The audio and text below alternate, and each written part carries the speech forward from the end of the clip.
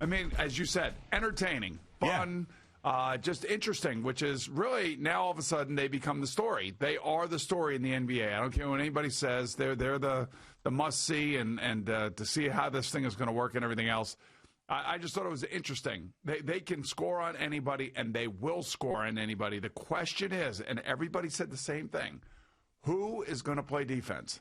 And there's a lot of uncontested shots from underneath the basket for the Cavaliers. It was great to actually see Taurean Prince and Jared Allen both be in the positive number area, positive point area, while they were on the court, and both of them played well. Yeah, and last night, because you always bring this up, and you brought it up prior to this past NBA draft, you know where Colin Sexton was selected in the 2018 NBA draft, right? That's right. The pick right before Kevin Knox. So the Knicks, it's always a pick right before, the pick right after. Yes. There is a superstar being born. Now, Colin Sexton's got a long way to go, but last night he was amazing. How about the play he made on Kevin Durant when Kevin Durant was going in for a dunk? Yeah. And he basically, he blocked the ball, saved the ball from going out of bounds, and unfortunately he stepped out of bounds when he got the ball back. But that play was ridiculous. Yeah, I mean, he was all over the place. You know, a young guy like that, if I was a Cavs fan, I'd be thrilled about it because he rose to the challenge with the story being the opponent and not him, and had a fantastic game. And then it was, 22 points in the overtimes? I mean, come on. Yeah. It was, it was a crazy game. It'd be interesting to see how Evan feels about it today. I always want to hear Evan's response or reaction to these things simply because so wrapped up in it. Well, he's the Nets fan, man. Like he was the guy that was there through all the bad times. I don't know. I can't believe I sat there and watched this thing. I mean, because normally I don't watch the Nets. I don't really care about the Nets. Yeah. But they've made themselves relevant now with these three guys. There's no question about that. And plus, Kyrie Irving was back last night.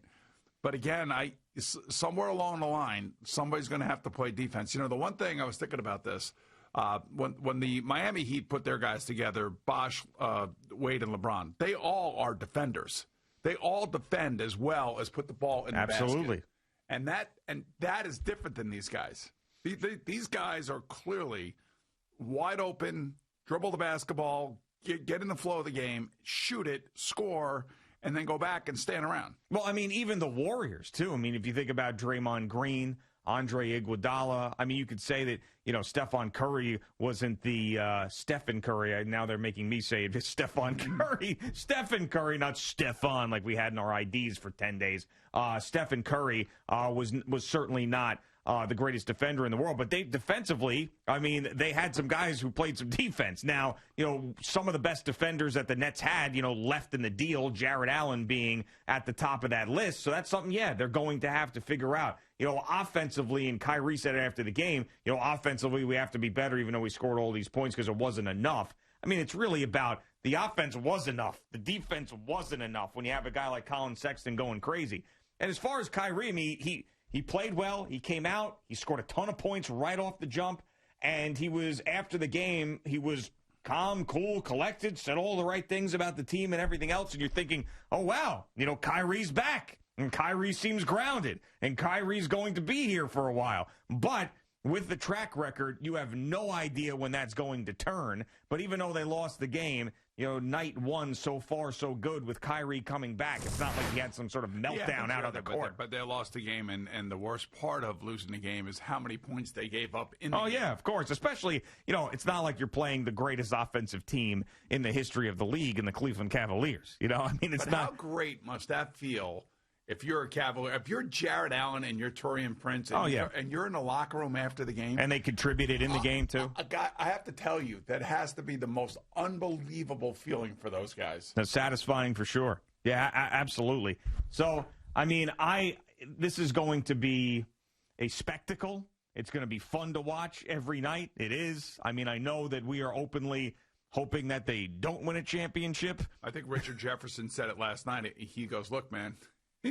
These guys are circled on everybody's, essentially saying they're circled on everybody's schedule. They are going to be getting everybody's best effort. Yeah, I mean, they're going to be covered like these teams that we have seen and maybe even scrutinized even more because you could make the case that these three guys are the most famous, most popular, three biggest superstars that have ever been in a big three. You could make that case. Yeah, you sure you could. And by the way, they gave up 147 points. Well, it's double overtime, though. But still 147 points. Right. I mean, the Knicks gave up less than that. Didn't they give up less than? No, I gave about 150 points, maybe a little bit longer, in 2 games. Yeah, I mean, we still have to point out double overtime. That does count. Still 150 points, man. Yeah. I would like to see them, too. Like, when we talked about the Warriors at their best with Kevin Durant, it was ball movement. It was a lot of passing. It was offense that was impressive. There was a lot of isolation stuff last night. It was like, all right, James Harden's got the ball. James Harden's going to do it. He had a triple-double again, so he did have some assists. But, James Harden's got the ball. This is his possession. Kyrie's got the ball. Dribble. Fat. Dribble. No defense. New defense. Shoot. Oh. Shoot. But it's so true that fits everything that he said. Sure. I mean, those everything he said, man. I mean, Kyrie and James Harden, those have been their careers. Now, James Harden, though, I mean, this is 2 out of 3 games that he's played as a net where he's had a triple-double. So he's had well-rounded games. So it's not like he has been some sort of crazy, selfish player. So we have to give him credit there. There's an other end of the court, though. I know. There's no defending that. People keep forgetting about that. No, people aren't forgetting. I mean, people talk about it all the time with the Nets. They do. It's like in football, every team that's left, and every team does a little bit differently, but I think when you look at the Packers, the way that they have changed from who they were last year when they were 13-3 and lost in the NFC Championship game, and now have come back this year, they are such a more physical football team because they can run the ball. And when Parcells came here and he was coaching here, and anybody who ever coaches here or New England with Bill Belichick, Buffalo up there with Sean McDermott, even though they don't really have the ability to do it because their quarterback is so dynamic, he does it more than the running game. I mean, everybody knows you have to run the football. That determines who you are as a team. Mm-hmm. And even the Kansas City Chiefs want to run it with Damian Williams. They want to run him and they want him to take some of the pressure off, but they also want to invoke their will on the other team. And you do that by being more physical and running the football and staying with it. And that's what the Packers have done this year with these 3 running backs and the way they are. And they play now great defense because of the way that their offense is playing. I think they feed off of one another. This now, watching the Nets, I mean, there are guys wide open. Oh, yeah. I mean, for the Cleveland Cavaliers last night. This is the first game. There were guys wide open. Oh, for sure. I mean, guys like... How hard is it to play defense with 5 guys on the court? Well, you know what defense is about. I mean, all of these age-old cliches about defense is a mindset, defense is a personality, it's about want to. I don't know if these guys care enough to do it. I think back to the day. On that end of the floor. I think back to the day when I was an 8 or 9-year-old, 10-year-old, and we needed a stop in the Garden. Defense. We're all screaming it. And there's Clyde Frazier always coming up with the key steal, and then getting the 3-point play at the end of the other end of the court. By getting a guy up in the air and then diving into him as he's shooting and making the shot and then making the free throw. And it's just like that's how you end up winning championships. Yeah, you got to score an offense, man, but you got to steal it. You got to play defense on the other end of the court, and that's going to be a telltale sign for this team, whether or not 3 great offensive players, 3 essentially Hall of Fame offensive players are going to be able to stop the other team from scoring. Yeah, and my example of what you just gave is the 90s Knicks and Anthony Mason and Charles Oakley and Patrick Ewing and these guys being in your face and the intimidating nature of those teams, and you weren't going to get to the basket without getting an elbow to the side of your head. I mean, those types of things are what you would love to see in today's NBA, but it doesn't happen anymore. You just have to play enough defense to be able to be pretty good. And, the Rockets team that the year that James Harden, probably his best offensive year, which ended in that loss to the Spurs in that Game 6 we talked about where he barely showed up and then went out partying afterwards. I'm talking about his whole story. Like that Rockets team, James Harden, I think, finished second in the MVP that year to Russell Westbrook. Offensively, they were just insane. They were great. They were unbelievably efficient. This team is with the Nets. They're better. Harden's got better players around him. There's no doubt about it. But both of these teams had something else going on, too. You know, Mike D'Antoni was coaching that team. Mike D'Antoni is on this staff. They don't play any defense. Mike D'Antoni was also the coach of, you know, that Suns team with Steve Nash when they started this whole thing, the 7 seconds or less. They didn't play defense. So at the core of this, you are right. They have to figure it out. The Golden State Warriors played enough defense. That LeBron Miami team, that was a defensive team. So I don't know if they're capable of doing it. I just know the history of Kyrie and James Harden and Kevin Durant to a lesser degree. They've never done it, ever. They've never been lockdown defenders. So this is something that's going to have to change. This is going to be wild, actually. That watching these teams and see how many points they give up. You know, see if this is one of the worst defensive teams when they're collectively together. You know, it kind of looks in like the history of the league. Kind of looks like you're wearing like a Nets shirt, like that Nets logo on there. It kind of looks like that, actually, with the microphone in front of it. I believe Evan has a shirt just like that with like the B and the circle and the colors. Yeah, but it's the Victorinox or Victorinox, right? Victorinox, yeah. Yeah, but I mean, I really thought like I just caught myself going, did you put on a Brooklyn Nets shirt? No, I did not. No, I would not for this do that. particular show? I would not do that. Is that what you just did? But you didn't. Yeah, I mean, I don't know. It'll be interesting to see like how the fan bases, the sort of quabble back and forth. Are there enough Nets fans that are going to be born out of this? Are the Knicks fans just going to be so happy every time a night like last night happens? Like, is there really? Because if you think about all the rivalries in New York, I mean, the fans don't like one another. But with the Knicks and the Nets, it's just getting started. I just think the Knicks fan feels bad for the Net fan. They feel bad for the Net fan? Yeah, you know, don't you kind of feel bad for Evan? Not anymore when it comes to the Nets, I don't. Well, I'm a little bit jealous about all the action they got. I got to be honest with you. They do have a lot of action. There's no question about it. But are they going to win? Are they going to win a championship? That's the question. That's why you bring these guys here.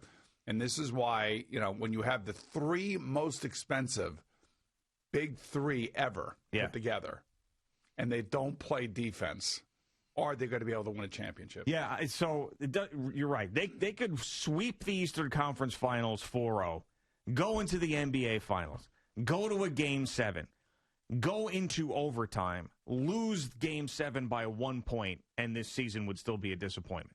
Like, that's where they've left themselves with literally, these moves. It is the most expensive big three ever put together. When you think about the money that each of them are making, which is fine, they've earned it. I don't care about that. But the point is that that's a number, and that number needs to be talked about. Yeah. So they're coming together. The Nets are all in on this, whether it be Joe Tsai or Sean Marks, and it's a very, very eye-opening, to me, debut. Meaning that there is something that is missing in a big way, and it's called defense. Yeah, Nets fans are going to spin this, though. You know that they are. They can spin it all they want. They're going to spin it like it was a great debut. Kyrie is back. We didn't know if he was coming back. You know, those guys scored a ton of points. You know, James Harden triple-double. The Brooklyn Nets suck. Like, that's how it's going to be spun. So, yeah, but the non-big three on the other team scored 147 points. Like, I already saw, like, this Bill Reiter, who works over at CBS Sports Radio, writes for CBSSports.com, his headline, Big Three just getting started. They're just getting started, these guys. So what would have happened had they won last night as opposed to having so if they would have won last night, not only are they just getting started, man, they're off and running? That would have been the headline? Oh, it would have been like, watch out, Lakers, take notice of Nets, could be best team ever to play. Like, yeah, but no, that didn't happen. Scored a bunch of points. Sure, all those guys are out there, but they lost. I'll tell you what, it will be. I can't wait until they play the Lakers.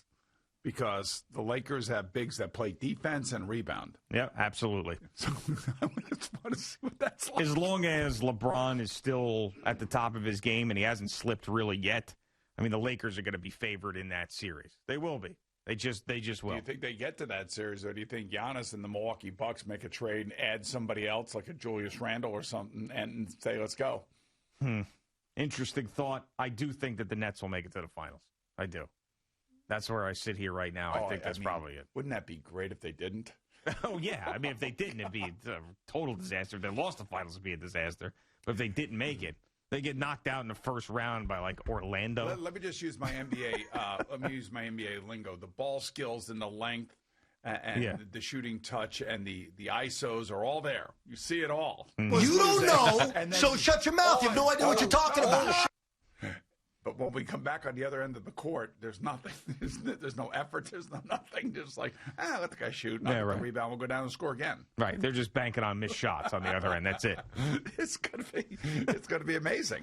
Thank you for watching. Please like, comment, and subscribe. And don't forget to hit the red bell so you're notified when we have new content.